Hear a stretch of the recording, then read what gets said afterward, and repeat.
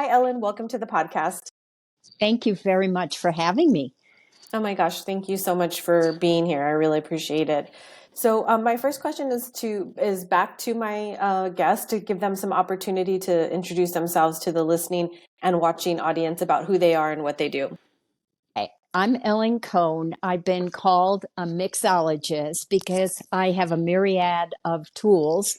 I'm a psychic. I do some mediumship.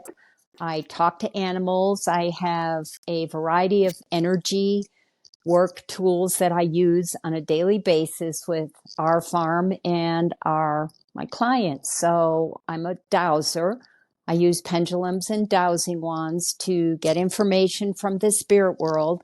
And over the course of my life, I have become more and more spiritual, looking for signs, looking for spirit to guide me in my life. Without that, I wouldn't be the person I am. That's beautiful. Well, I'm always curious about everybody's spiritual and non-religious journey. Mm-hmm. A lot of us in the Western world get plunked into Christianity, and then we find ourselves on the spiritual path. Pretty much 99% of everybody that's come to this podcast has. Mm-hmm. What was your early childhood experience with religion, spirituality, or nothing at all? And then bring us forward to what you anchor yourself in today, which you kind of touched on a little bit there. No religious indoctrination, no spirituality. My dad told me in my 30s he was an atheist, so there was a huge void. The signs were happening, but I didn't know it till much later in life. My connection to the animals, I was hearing them, I was feeling them, but I wasn't awake. So somewhere in my 30s, 40s, when I was training in the energy work, people started asking, how did my horse hurt himself? And the answers were coming in like out of the blue, it seemed. And I finally realized, wait a minute, this isn't my conscious mind. This is something else giving me these answers. And that led me down the path of animal communication. But some of the biggest moments of spiritual wake up, partly through the book too, with talking to this two horses in spirit that were giving me messages, were my experiences in life, finding feathers, asking help, putting up a plea and getting help, learning how to pray, learning to go to school. I went to psychic school for 7 years, intense. And I was drawn by one class, and that was it. I went down the rabbit hole weekend after weekend, year after year, and it changed me profoundly. Huge healings, we read for the public every week. Those were validating when you read somebody and I'm like, I'm reading a past life where you had sheepdogs, and he's like, I raised border collies in this lifetime. Those are affirmations. And between you and me, you can't make that shit up. I won't say that on the air. You can't make it up. Well, you definitely can say it on the air. That's okay. Oh, okay. You just can't. Plus, one of my favorite things is there are no rules. I've been taught in different schools, dogs come back as dogs, people come back as people. I don't believe that. Only through my experiences.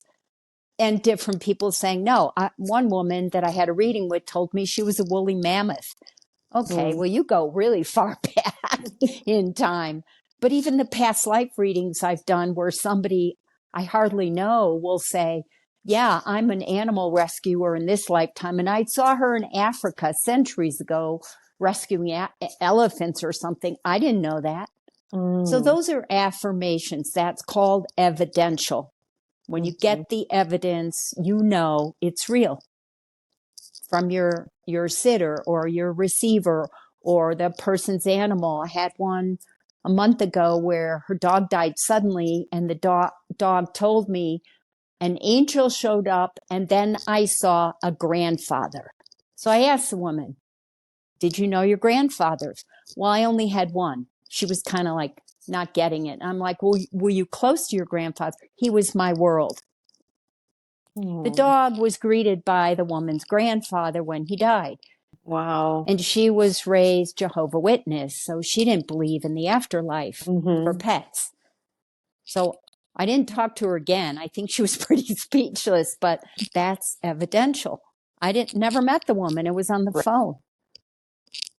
So I won't go into all that, but it may come up. the evidential stuff. That's how mediums work. Hmm. They're evidential mediums.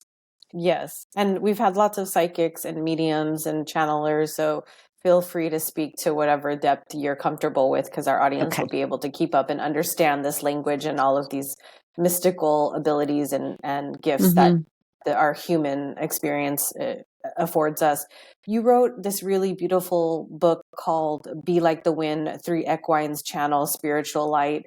I really, really loved this book. Thank you. Especially about the wind. But for me particularly, I feel like very connected to animals and nature. But the wind particularly, I feel like it does talk to me. And it's something in my own spiritual experience when I'm out in nature and I'm in a contemplative state, or if I'm searching for my own inner wisdom, I feel like the wind responds to me. You kind of wrap up the book, talking about listening to the wind and communicating with the wind. So why don't we tell the listening audience like what the book is about, how it was inspired, and then I've got some specific questions for you. Okay. Well, that's so cool, because looking out, you can't see my corral back here.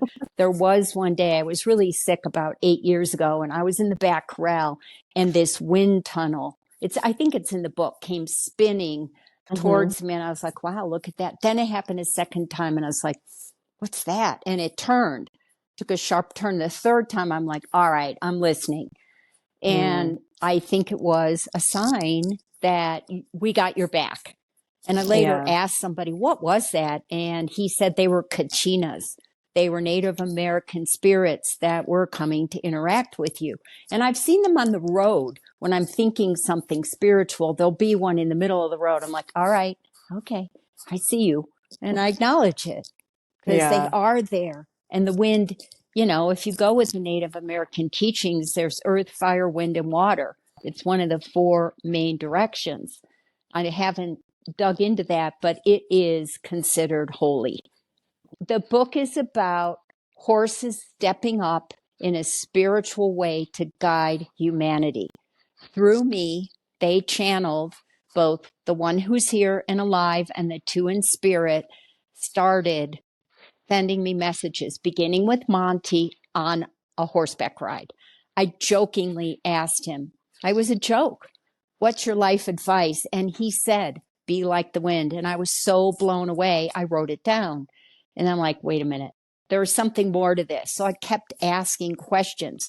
What's this? And then they just started like, we have a message about the anger we see in humanity. We have a message about how you live your lives. You're like pushing the rock up the mountain to get higher and better and more. And that's not what spirit's about. And then we got into past lives. And of course, it was very relevant for them to share their trauma, because each horse is so different. 2 in particular, Romeo and Monty, had huge trauma in their life. Billy, kind of Yeah. different. He wasn't feeling loved or acknowledged, but he didn't have physical abuse like Monty did. And he didn't have capture off the range like my Mustang did, where they were broken. And Mm-hmm. Monty was close to death when I rescued him. And I didn't know that was going to happen, because I met him this spring before, and he was shiny and vibrant and talkative. And then I went back to see him in the winter, and I was just, I got to get him out of here. So I did. And he was skin and bones. Like, you wouldn't want to get one of those state vet exams, or they would have gone after the guy because he was Right. starving him. I didn't want to do that, because I was so happy I got him out of there. I didn't ride him for a year. I just fed him and did energy work, a lot of trauma release. And eventually he started to calm down. He wouldn't pick his feet up to get trimmed. He would jump around. He was just a mess. And it taught me to be grounded and calm, and like not be like, oh my God, what's wrong with you? None of Mm-hmm. that could work. No way. That was just setting him further back. If I felt that fear coming from him and picked up on it, we weren't going to move forward. Mm-hmm. Yeah, the stories about the 3 horses and their lives before are just super fascinating. Mm-hmm. I wondered when you were, so in the beginning of the book, is what you described is getting this initial message and feeling like you were going to start this interconnection and sort of like nonverbal communication and channel opening to the animals. Why do you think it is that they they felt the need to open this line of communication? And does this happen for a lot of animals, do you think? And maybe we're just not paying attention. I do think it happens for all animals who speak in a different voice. We are their representative, we are their guardians. So in this case, because it's what I do, the energy work, the communication, psychic work, they kind of saw an opportunity. And then as the book evolved, they told me there was a council called the Equine Council, and the three of them were chosen to come into my life at certain times. It was all preordained. That was kind of the cool part, that Billy in the day was doing this and I didn't know it. I wasn't awake until way later. And I look back and go, oh, right. Now, you know, you knew my dad died. You took me on that trail ride that day without protesting. You went out that gate. I could never get him through that gate, especially alone. We went by ourselves. Horses often don't like to go out on a trail without Mm-hmm. another horse. There's somebody at the window right here. That's why I'm wearing these. He's looking in, and it's Romy. He hears me and he's peeking in. He's I here with wish us in he's here in the I interview. wish I could show you without disrupting the connection, but he is definitely listening and blinking his eyes like, okay. I actually had a podcast last week where the gentleman wanted Romeo. So we did the whole thing outside with Oh. Romeo standing next to me for a chunk of it.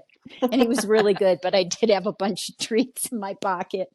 But yeah, so I feel very lucky that I was chosen to be their spokeswoman, Mm-hmm. and that they found a human who really got it. Like, they have Right. fur, they have four legs, they have a different way of walking in the world, but they're a spirit like we are. They're just another being in a Yes. different body.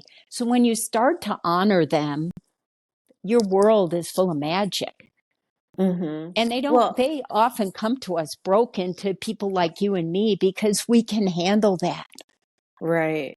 And I think Another people person, often forget yeah. like that I think as human beings, we've forgotten that we're part of nature too. And I feel like Mm-hmm. that's where the disconnect in being able to open up that nonverbal and channeled communication with with nature, I would say it gets lost because all of us are like, we forget we're part of this vastness that is nature. And I love that Mm-hmm. you're able to have this communication with your horses and that they brought you this important message to share with the world.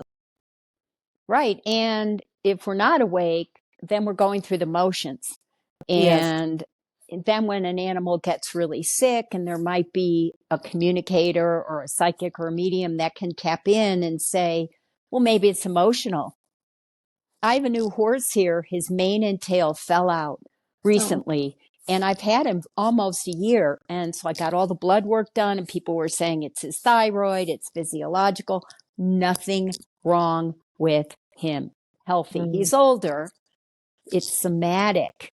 mm, Even though his previous life before us was pretty not okay in many ways. And the more I learn about him, like if you go in his stall clean the stall with a broom or a pitchfork, he might jump. I know somebody hit him with a broom. I know it now. In the beginning, I wasn't asking him those questions. And he went into a version of shock, even though everything's better for him. And Romeo is the ambassador of love, welcomes mm, everybody, never causes a problem. This horse is named Blackie. He still didn't know, what's my new job? How are you going to treat me? Are you going to feed me? Am I going to be hungry? He was very hungry, where he was very thin. Are you going to yeah. abuse me? Are you going to hit me? No, no, no. And I tell him this all the time. We're going to walk around in the beautiful mountains, and you get cookies when we ride, and you're loved beyond belief. And it's turning, but it's taken a while. Hmm. His own version of fright. Hmm.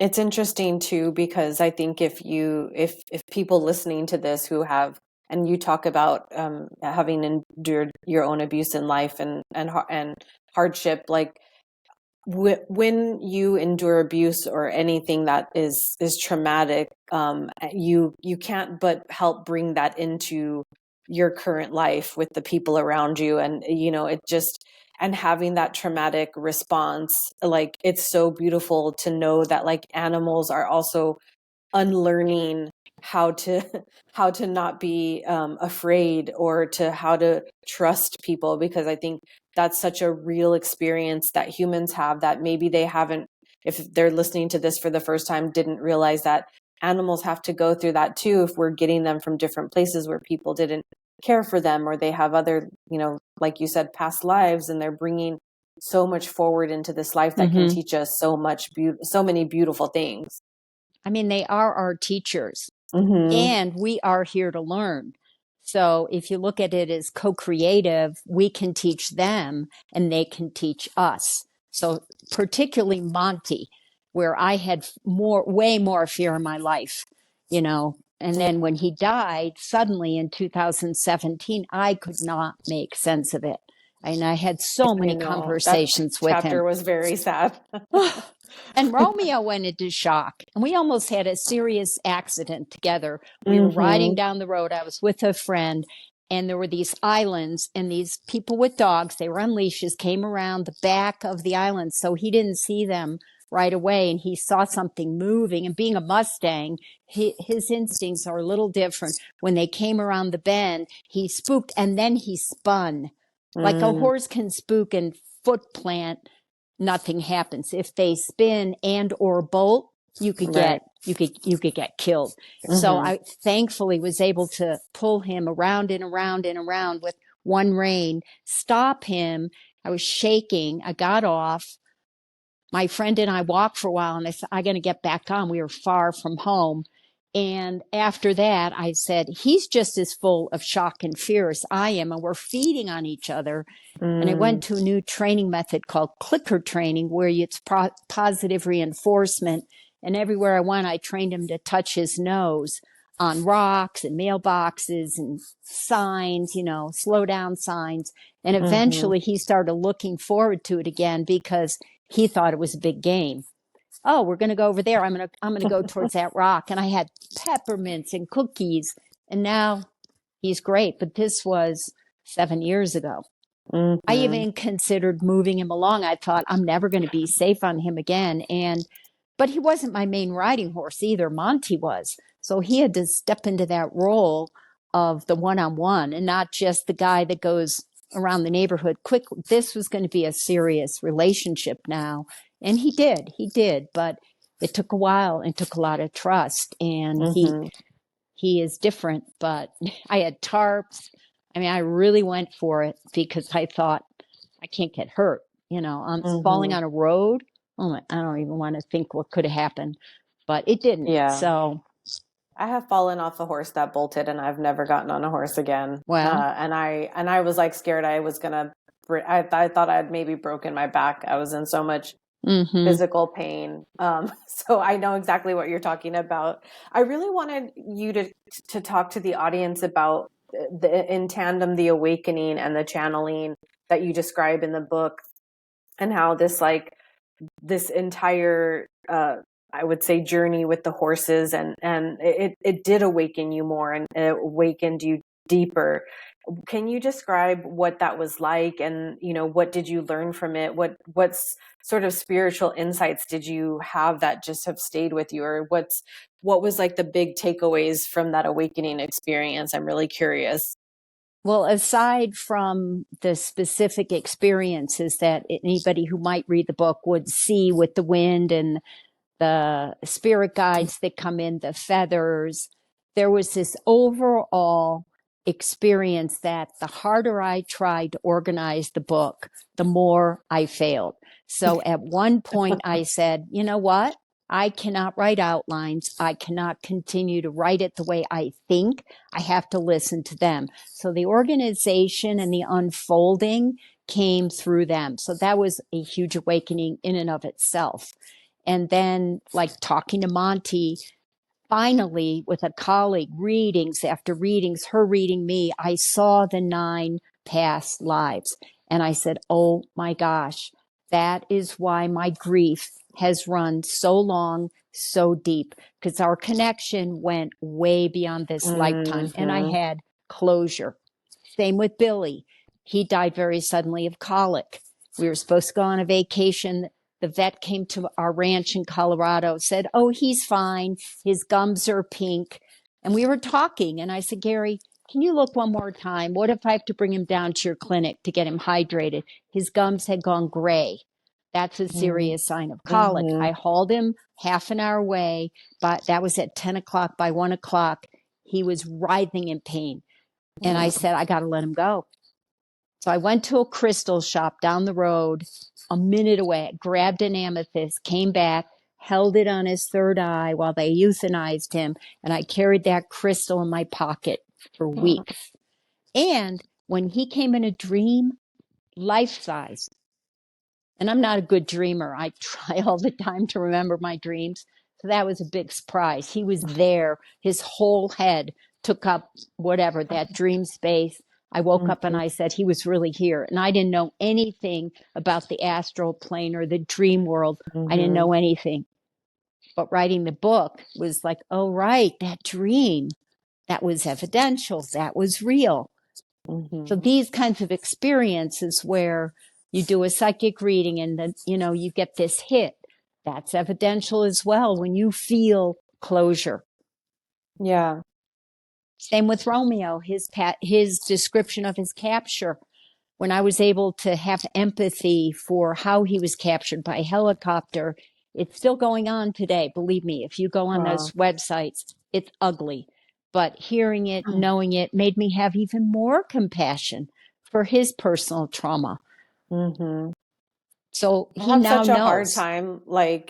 It's hard. It's so hard for me to fathom that we as like a species like abuse animals in like just a variety of way. Like I don't understand this about our about humanity. It's the weirdest, strangest thing. Like I can't even imagine doing that to an animal. I can't either. And I do read this stuff. The dogs in Vietnam, they shut down a kill shelter that they were using for food. That it got shut down yesterday. I'm like, Mm-hmm. okay, there's a slice of good going on in one Yeah. part of the world. And I always try to focus on it. And I Yes. want to put a little plug in for my nonprofit in the Bahamas. All the proceeds from this book, 100% are going to the high kill shelter in Freeport. And I Oh. started it over 20 years ago for that very reason. We used to go there when our kids were little, and I'd see the starving, sick, dead Mm-hmm. puppies on the road. And I would come home and I couldn't talk. I was Yeah. catatonic. I said, I either have to do something or it's going to cripple me. So I started a nonprofit for kids and animals, and we've raised not huge amounts of money over the years. Started when I was training in energy work. I would send little checks down there. Mm-hmm. After the hurricanes, the money has come in, especially Dorian in 19. Mm-hmm. People, I don't know how they found me. I'm one woman. I don't get a salary. I don't pay myself, but we've made a difference in one corner of the world to save life. Yeah. And it's all That's you can do. beautiful. It is Yeah. horrible, Krista, because why? Right. Why? Like so innocent. I mean, just so innocent and loving and kind are animals, and like just to reduce them to your kicking bag or, whatever. I don't understand it. I wanted to ask you about you talk about the energy influence with animals and how we can pay attention to it in our lives. What can you say about that for somebody who is maybe just starting to pay attention and notice the energy around them and their energy inside of them and how they're Mm-hmm. connected to everything, and looking for those signs and those synchronicities? Well, I believe in asking, whatever your form of connection to source or God or prayer. I Mm-hmm. believe that the angels in particular love to be asked. And I've even read that if you don't ask, they may not come. But I've been known to just say the word help when I need help. But feeling energy, you can do this with your hands and build energy. Mm-hmm. And then you can do this and you can feel it. There's some really simple techniques. You can lay your hands on your animal, on their heart and the back of their neck, which connects their throat chakra and their heart chakra, and you can wait for a cord or a feeling of magnetism and then get your message to them. And if you spend time with them, you can run your hands down their body and feel like a staticky feeling, which you're moving energy. But you want to be sure you have the right intention and set that intention that you want to connect with your animal and wait and be patient. But anybody can do it. Anybody can do it. Anybody can ask to be a channel or a vessel for healing energy to come through your body and into your animal. And also, like, you can sense if they're sad. If you look over at your dog and he's moping around, okay, you need to get out on a walk. Or I wasn't scolding you. Like, you're barking incessantly and I said, stop. And he takes that really personally. You're not yelling at him. You're not doing something egregious, but you're saying, hey, bud, come on. We've got a horrible barking thing with our big dog, but he's so exuberant that if I say wait or I say not yet, he'll usually go back on his bed. But it takes practice and it takes consistency, both for you, if you're playing with this with an animal, and for them to get the same message in the case of training. Or clicker training works great on dogs too, and even cats. I've been told. I know. I have a dog, and she's a half cattle dog and beagle. So she like herds and kills everything. And especially when she was really young, like she's so good with people, but like little animals or everything, she just wants to kill them. And when she was little and she had like, she was really fast, and I was just like, every morning I'd come out and there'd be a dead squirrel in the yard, and I'd be like, no, not the squirrel. And we'd have a talk, and it just, she's just who she is. And I had to come to accept it. Yeah, no, it's part of, again, that co-creativity that all the talking in the world might not change your animal's behavior. You may have to jerry-rig something to get it to calm down. That's my opinion. She definitely, she's gotten slower. So her kill rate has significantly decreased. I wanted to talk to you, I think, about a really important theme throughout the book, which is like, yes, we're talking about the horses and your experience with them, but then there's also the part where they've left this physical realm and you still have connection and communication to them. And for me, when I had a bunch of deaths happen sort of in the late 2015 to 2020 timeframe.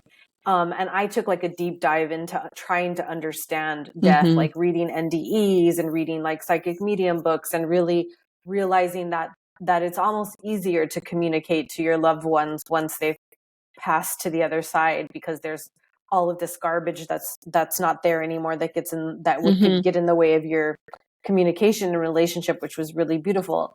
But for our pets, I've also felt this too. I had a dog pass away. So I was wondering if you could tell the audience a little bit more about like when our pets or our animals or things in nature that we love pass to the other side, how do we keep those lines of communication open?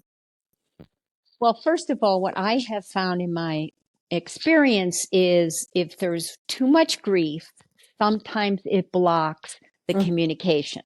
Okay, that's there's a good a point. shroud, there's, an energy, a veil, if you will, that you can't reach. It's happened to me personally, well, with Monty, but also it does take some being aware, that acute awareness of signs. You might see a cloud, you might have a dream. Again, ask, give me a sign. Sometimes I even demand it in a polite way, like, all right, already, I really need a sign. I'm really struggling with this. Please. People, you might get like a feeling that your cat just walked in front of you. That same podcaster that did Monty, he saw his cat come back. And another one Sunday night, in his childhood, his cat came back full form like a ghost. That's amazing, but it is the belief and the intention and the persistence and the trust that you will get a sign when you're ready. Some of my clients are like, how come my cat, Well, you're too eager. You're attaching to the outcome. It really is a question of emptying out and neutrality. It's really hard to do, Krista. Right. Being neutral and emptying It is. yourself. It It's is. hard as a Yeah. human. We want answers. We want it now. We want to get rid of the pain. We all want to rid that pain, get rid of the suffering. But in the suffering can be that silver lining, that message, that lesson. Mm-hmm. Well, and Nothing sometimes too lives in the forever. yeah, well, and I think sometimes in the grief, like the impatience of your own grief of trying to like get through it, it blocks your ability to find your person or your animal on the other side. I definitely have experienced that. I appreciate you saying that because I think that's really valid. And sometimes it's like you have to give yourself the grace and like the dignity of your own process to just allow Mm-hmm. yourself however long it takes, because there's also obviously no like standard way to grieve anything. And I think that in our society, particularly, we're asked to get over things really quickly when Mm-hmm. it's sometimes things take months, sometimes things take years, sometimes it's forever. Um, and I think being compassionate and kind to yourself with that is really important. One of the things that I thought was interesting, kind of jumping around the book that you said that I underlined in the book, was that if you start this journey and if you're on the spiritual path or you're wanting to understand, the mysticism of this world and how we're created as something greater than ourselves and the divine light, all those things, you talked about trying to be in complete alignment first. And I wondered what you had to say about, if you could expand on what you mean by that and why is that important for us to be in complete alignment first before we kind of do anything. Again, for me, it's trusting that huge leap for some of us that we're way bigger than this body. You know, if you study Kabbalah, you're something like 99.000% spirit and that teeny weeny point, 0.00001 body. So if you align with spirit and say, I am spirit wearing a body, and you surrender to that. Surrender is a huge word. You're like, okay, my life's going to unfold the way it's supposed to because I have that oneness. I am the universe. I am Mm-hmm. that. The universe is in me and I'm in the universe. It's that hologram of you're not alone and you're not separate. You are not separate. You and I are one. Your listeners and you and I are one. We're all part of this giant orb of spirit. And when Mm-hmm. you drop that feeling of separateness, that little ego, the little me, which can be big, I'm doing this and I'm doing that. And Mm-hmm. it's a we thing. We are, I love this word coming in today, co-creating our reality. Then what you do affects somebody in India. How you think, how you project healing. It's all this grand spiritual alignment. It's easy for me to say right now, I'm looking at the mountains. The mountains are in me and I'm in the mountains. And when I'm out here, I'm trying to draw that strength and take it into the world. So sometimes I'll say, okay, God, okay, Spirit, put me in your path today. What can I do to be of healing? How can I help heal the world? Whether it's a human that comes in or something I do that's nice for someone else, I'm going to try every day to do my personal best if I can. There are days I can't. There are just days, I can't. And then that's okay too. Yeah. Yeah. We all have to be gentle with ourselves. Mm-hmm. I'm really curious and mindful of the time here as we kind of get towards the end here. Your thoughts on reincarnation and incarnating with the same groups of people and even with our animals. I think you touch on it in the book about the different lives that the horses have, and they remember them very Mm-hmm. vividly. And of course, I definitely believe in this. But for you, for your perspective, um, what do you understand about this, and what do you have to say about why we would want to even know that we had a life before this, where we are in this physical reality at this time point? I think there are lessons from past lives that get fed into this lifetime that can help us process some of our issues. In other words, we had a dog die really suddenly. Well, he was sick, but we didn't know it. He had brought over tick fever from the Bahamas. I brought home, we have another one here now. They're called pot cakes. We had him tested for Ehrlichia, which is a cousin of Lyme disease. It was negative. I didn't know, and my vet in Colorado didn't know. You're supposed to retest in 6 weeks in case it's incubating. Turns out he was positive, and 8 years later, he's starting to crash. I take him to a different vet. She said, "Did you get him tested twice?" No, I didn't know that. Well, he now has thrombocytopenia, which is the autoimmune form of tick fever. He was dying. And he was the nursemaid for our older dog that lived till he was 15. So this little guy, Simon, when Tucker died, that's when he started crashing. His job was done. So we had to put him down, and I was devastated. And I had a reading, and she said, "You were a shaman in a past life, and you had tried to save a little boy, a human, and the boy died. So this is why it's playing on you so hard, because it's a repeat pattern of a past life for you." I thought I could save Simon. I have tons of holistic resources. We tried all the holistic things. The Nozos, which is a form of a homeopathic vaccine that can work for Lyme if you catch it early enough. Doxycycline. It was his time. It was his contract. It was done. But I was devastated. And it wasn't about me, the little me, being able to save Simon's life. So he actually sent us this big dog, Pepper. It's a great story. If I have a minute, that Of we course, had to get yes. on a plane. We were surprising our youngest for his 25th birthday in 13. He's about to turn 36. And we get to New York City in Chinatown, and we're walking around, and I see two big dogs that look like Simon. You don't see big dogs in Chinatown. Usually they're tucked under people's arms. They're in people's purses, little Yorkies. It's crowded. And I'm like, wow, that looks like Simon. So my husband and I go back. We look online in the area in Colorado. 2 dogs named Simon on the website. Hello. And then we see Pepper. And we're like, look at that little black and white dog with the blue eye. So we go back, we meet Pepper, we adopt him, and I'm thinking through this. Simon sent it. This is not Simon. I just knew that he sent this exuberant, life-loving, joyful dog, completely opposite of Simon was also very, very, very shut down. He came along in those 8 years, but he had been starving, so he never fully. But one dog sent another to us. So that was a beautiful story that you can't make up. 2 dogs named Simon, 2 dogs that looked almost identical. That day that I left, had to leave him with the house sitter because we would have missed our plane. It was not a pretty scene. Walking out the door and saying goodbye. And I had stayed up all night holding him on the floor. So I was wiped. And a new house sitter. And I said to her, "Can you handle this?